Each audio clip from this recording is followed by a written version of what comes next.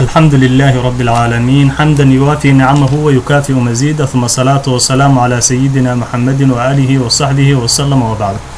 إخواني في الله آدي أيان أقومهد علينا يا أخيارتا والبا نسودي الرجلينيسا والبنا بقادينيسا شقادان هاينا تن يتي هربا آدي أيان أخيارتا أقومهد علينا إن يا أخيارتا كلاتو كتحن بقينا أما عشرة كتحن إن وحن كسر هذا اللي ما كسر دحجرني عشرة إني المعلم الناجح وحن كسر هذا اللي لبدي عشر وجوه الري صفات إيمانية صفات المهنية هذا وحن نشوفنا صفات الشخصية أنت نقول قلنا صفات الشخصية وحن وحير صوت المرضونا صفات المهنية سياد أوجاتان وحياته كهوستري إيه عشرة صفات المهنية صفات وجوه الرئيسة وحن نقنيسها استعداد المهني الصفات كل حكتنا وحي أهاي تفوق ذاتي صفات كل حكتنا وحي أهاي معلم الثقة في المعلم أما الثقة المتبادلة وحن كسر هذا اللي معلم كونه يهاي فنان مسرحي وحن كسر هذا اللي مراعاة الفروق كان بدلان تعطير إبداع لفظي إنه يهاي معلمكو وهني وليه يهاي مهول سر وليه يهاي ألفاظ كلا بدل أما جملة كلا بدل وحن كسر هذا اللي إنه يهاي معلمك عاشق مهني وحن كسر هذا اللي إنه يهاي عالم تربوي وحن كسر هذا اللي معلمك إنه يهاي مرجع تعليمي هذا أنت سوى عشرة ذني هره سي المواضيع اللي جود ولا كسر هذا اللي أدو أقامته عشر كان ما أنت كهلا إنه صفات الشخصية هذا صفات الشخصية صفات الكبار وحن نقانيسها قائد إداري وحاجرتي يعني الدورة كلاته وأنكجا هذا اللي إدارة الفصل أما مارين تفصلك أو معلم كلا بحنيه هذا يعني دورة كانوا لبدا دورة واحد كبحنا يجوا أوفلاين لكن وحن سلاق عطني هذانا إن أبدل دورة المعلم الناجح إن أبدل أونلاين إن قائد مدرب كل إداري وحن كسر أورورين كرا معلم كاسي إنه يهاي هجامية قرنية إدارينتا أما مارينتا فصل كيسا وهجامين كرا فصل كيسا لنا عبوشة الساق أي سواء كفر حسنيهين أرضي ديس أي كنا قنع حسنيهين بالك اللي هذا مارينتيسا وناكسن قلب كلبات وسمو فكري معلمك إنه هبصر أفكره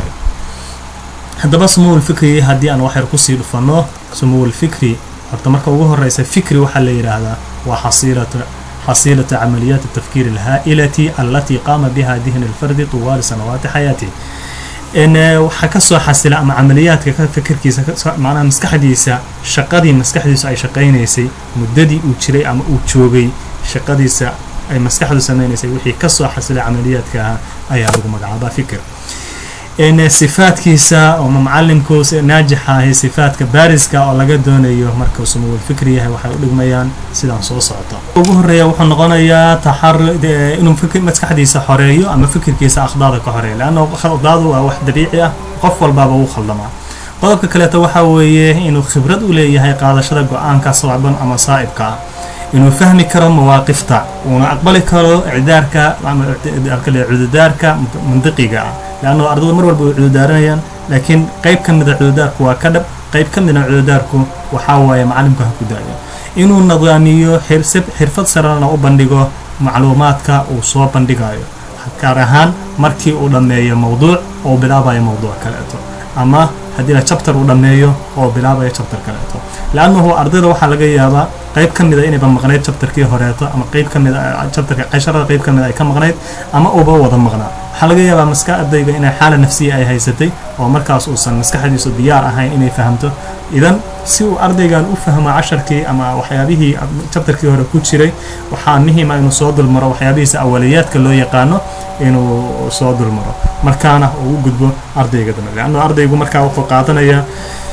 السوق فهمي أما فهم سن شابتر كي هو كهذا أي شابتر كده بيلعبيه وإنه أديك سد ألفاظ مقال وأدي يكون ماشى كوهابون هذه يكون واضحنا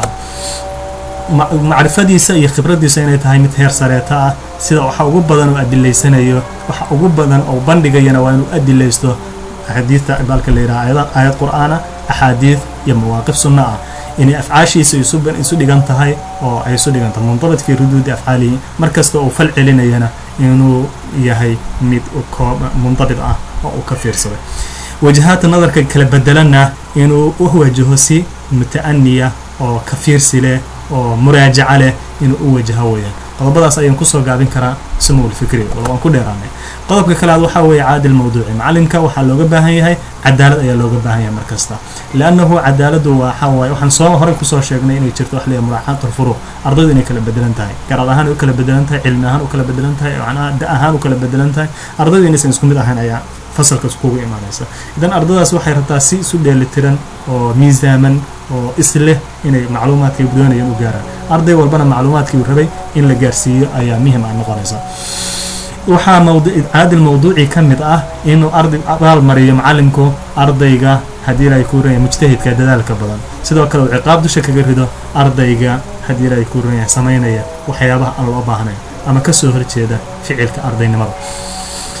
laakiin ciqaab markastoo macalinku ciqaab adeegsanayo waxaa khasab ah inay isu dheelitiran yihiin ciqaabta uu adeegsanayo iyo dembiga ardaygu ku jiro markastoo ciqaabtu cuslaato oo ay dembiga ka cuslaato ardayga dhibaato ayay u geynaysaa laga yaabo xitaa marka dambe inuu dhibaatadaas uu uga tago waxbarashadiiba uga tago idan caadil mawduuci waa muhiim weeyaan casmun xadiidi waxaa kaleeto muhiim ah macalinku inuu leeyahay yacni sabir badan inuu leeyahay casmiga waxaan ula jeednaa sabir go-aan sare inuu leeyahay macalinku oo uu dulqaad u leeyahay shaqada uu qabanayo ilaahay wuxuu leeyahay waliman sabara wagafara ina dalika la min casmi lumuur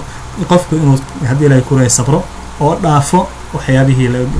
loo geystay ayaa waxay tahay go'aamada sare ayay ku jirtaa waa garanaysaan aayaddii kaleeta yaa bunaya aqim الsalaaة waamur bilmacruuf wanha can ilmunkar wasbir calaa ma asaabaka ina dalika min casmi lumuur waxay ka mid tahay go'aamada sare ayay ka mid tahay inaad intaas samaysto kuna sabirto waxyaabaha kaa soo gaaray waxaa ku asiibaya idan macalimku waa inuu sifadaa xambaarsan yahay oo dulqaad u leeyahay shaqadan ama mihnadan macalimnimadaah waa shaqo aad u culus weeyaan waa shaqo dhib badan weyn marka waa inuu macalimku dulqaad u leeyahay shaqadan uu qabanayo qodobka kaleeto waxuu noqonayaa cadaa mustamir mar walba haddii ilaahay ku oran yahay waa cadaa waxaa ka leeyahay bixin joogta ah walba oo qofku dhalanayo qof kasta oo dhashaay wuxuu dhashaa isagoo dareemaya inuu bulshada qayb ka yahay ma jiro qof dareemaya inuu bulshada ka dhex baxsan yahay qof walba wuxuu dareemayaa bulshada inuu qayb ka mid yahay idan qof walba wuxuu ku dhashay kuna barbaaray waxaa weeye waxaa la yidhaahdaa naxariis iyo waxaa la yidhahda jacayl kalgacayl ayuu ku barbaaray idan macalin wuxuu kaa sugayaa ardaygu inuu kaa helo naxariistii iyo kalgacaylkii uu ku barbaaray oo kale mid ah looma baahna ama ha noqonin macalin mid yacni muwadaf gudanaya wadiifadiisa shaqadiisa gudanaya ha noqonin ee waxaad noqotaa murabbi barbaarinaya ilmihiisii qodobka kale wuxuu noqonayaa tadaluc mustaqbali han inuu leeyahay qof kasta ayaa han leh annaga waxaynu naqaanaa haddaan Soomaali nahay qofka han siyaasadeed ma leeyahay hanku inuu han siyaasadeed noqdo shardi maahan han siyaasadeed buu noqon karaa han kalena wuu noqon karaa muhiimaddu waxa weeye qofku inuu han leeyahay hankaasina waxa uu noqonayaa qof walba oo caaqil ah fakeraya maxaan ku yiraahdaa naadij ah khasab waxa inuu samaysto takhdiid oo mustaqbalkiisa uu samaysto khudo uu fuliyo waqtiyaal ku haboon si uu horumariyo shaqadiisa iyo waxa la yiraahdo naftiisaba uu horumariyo asluub xadaari habka uu adeegsanaya waa inuu noqdo hab xadaarataysan oo hab aad u wanaagsan heer sareeya ah itizaan inficaali macalimku waa inuu isu dheelitiran yahay mar walba oo ficil qaadanaya macalim ha tasarrufin fi xaalati alghadab adiga oo ku sugan xilli caro oo caraysan ha tasarrufin tasarruf kasta aad samayso markaad caraysan tahay ogow waxa uu dhaawacay tii wanaagsaneed ama wixii wanaagsana ayuu haleynaya nabiga calayhi salaatu wasalaam oo qiranaysan markii saxaabigu su'aasha weydiiyay uu ku yiri la taqdab faraddada miraaran waliba uu ku celceliyay nabiga calayhi salaatu wasalaam ha caroon buu ku yiri sidoo kale xadiid kale ayaa jira oo nabigu lahaa laysa shadiidu bisur'ati inma shadiidu man tamallaka nafsahu sa'ata al-ghadab ma ahan hadii la yakun qofka adagi oo hadii la yakun yahay qofka lagdinta ku adag laakiin waa qofka naftiisa hanta marka ay careysan tahay waa inuu jira halka intimaa wadani waa inay jira wadaniyad يعني ومهم معلم إن الأرض كبر بارسه هدي لا يكره ودن كذا هدي لا يكره قيم كودن كذا برشدة tii hore qiyamka ay lahayd iyo bulshadan hadda joogta qiyamka ay leedahay sidii hore loo dhaqmi jiray waa inaad jeclaysiisid waddanka laanno mar kasta oo ardaygu uu ku barbaaro jacayl waddankiisa mar walba oo waddankiisa uu u nisba sheegto uu jeclaanayo waa hadhowto laakiin haddii aad waddamo kale uga sheekayso oo waddamo kale aad fahamsiiso waxaa laga yaabaa ardaygu inuu u fahmo waddankan inuu yahay waddan aan lagu noolaan karin ay ku habboon tahay inuu ka tago tahriib iyo waxyaabahaas u sabab ugu noqoto ayaa laga yaaba توافق نفسي نفتي يا ديلاي كورين وإنه تشيرو توافق نفسي لأنه قف والبا وحول الشاء ابن آدمه وحوليه وحيابه وكون أكسنيه وحيابه وكحنيه قف والبا وخلضمه وفي حديث كأها كلكم خطاؤون وخير خطائون التوابون كل جين واد قفتان متك ديلاي كورين يا إذن كو قفك بدلنا إذن كو أكسنه وكو صول لابطان marka waxa way qof kasta wuxuu leeyahay waxyaabo ku wanaagsan iyo waxyaabo ku xun yahay waxaan u qaybin karaa tawaafuq nafsi afar qaybood ayaan u qaybin karaa tawaafuq shakhsi tawaafuq ijtimaaci tawaafuq ataa waxaan ku leeyahay caadifi iyo tawaafuq mihani idan tawaafuq shakhsi waxay noqonaysaa qofku inuu naftiisa aqbalo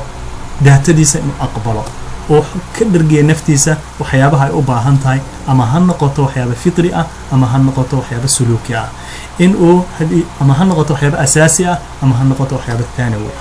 ah tawaafuq ijtimaacina wuxuu noqon karaa inuu qofku waxa uu naftiisa aqbashay oo uu qaatay oo go'aansaday inuu la wadaago bulshadiisa waliba bulshada hawdoorka ah oo aqoonta sare u leh inuu u bandhigo waxyaabaha haddii ay ku waafaqaan waxay noqon kartaa tawaafuq ijtimaaci tawaafuq caadifi qofkan waa inuu la saaxiibo ama qofka uu hadii ay ku runaya xiriirka la yeelanaya uu noqdo qof ku caawinaya shaqadiisa ku caawinaya naftiisa horumarkeeda shaqada ugu caawinaya inuu noqdo laana waxa la yiraahdaa almaru ala diini khaliilihi qofku wuxuu leeyahay diinta saaxiibka idan qofka aad saaxiibka ka dhiganaysa iska eeg macallin in kan ugu dambeeya tawaafuq waxa kala mihani waxay noqonaysaa shaqada aad qabanaysid aad dooranaysaa inay tahay shaqo ku qalanta aad rabtid oo nafta danfaan aad danaynayso oo hadii ay waliba aad jeceshahay aysan noqon shaqo marka ka bixi waa aad u gasho maadada aad dooranaysaana inay noqoto maada aad si fiican u garanayso oo waliba aad hadii ay ku runyahay aad u jeceshahay oo jacaylkaaga ku jirto qodobka kaleeto waa hindaan mithaali qodobkan aad ayuu muhiim u yahay isaguna laana waxaad garanaysaa nabiga calayhi salaatu wasalaam markii la hadlayay waxa la yiri ya ayuha almudaththir qum fa andir wa rabbaka fakabbir wa thiyabaka fadhahir waxaan u jeednaa wa thiyabaka fadhahir nabiga waxa la yiri dharkaaga daahiri